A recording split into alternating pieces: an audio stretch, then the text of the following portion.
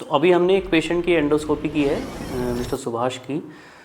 Basically इनको complain क्या थी कि उनको रिफ्लेक्स होता था, उनको लगता था कि जो भी वो खाते हैं वो उनके गले में आ जाता है या फिर वो यहीं रखा रहता है, नीचे जाता ही नहीं है।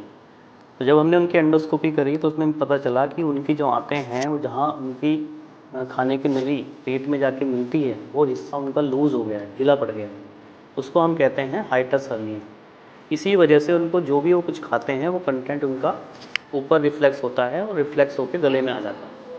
इसी पेशेंट में हमने क्या देखा कि जो इनका स्टोमक है उसकी जो म्यूकोजा है, मतलब अंदर की जो लाइनिंग है वो पूरी रेड हो गई है। इस कंडीशन को हम बोलते हैं गैस्ट्राइटिस। तो उसमें हम क्या करते हैं, कई बार क्या होता है कि ऐसे पेशेंट्स को इन्फेक्शन होता है, यानी कि एच पाइलोराई एक बैक्टीरिया होता है, उसका इन्फेक्शन होता है जिसकी वजह से अत्यधिक एसिड बनता है इन लोगों में और इस तरह के सिम्टम आते हैं। तो हमने उसके लिए क्या किया, एक टेस्ट किया है एंडोस्कोपी के थ्रू ही। उसको हम बोलते हैं रैपिड यूरियस टेस्ट और RUT। तो उससे पता चल जाता है कि इन्फेक्शन है या नहीं। तो अगर ये टेस्ट पॉजिटिव आता है तो हम उसका ट्रीटमेंट दे देते हैं और ये बैक्टीरिया हमेशा के लिए इरेडिकेट हो जाता है।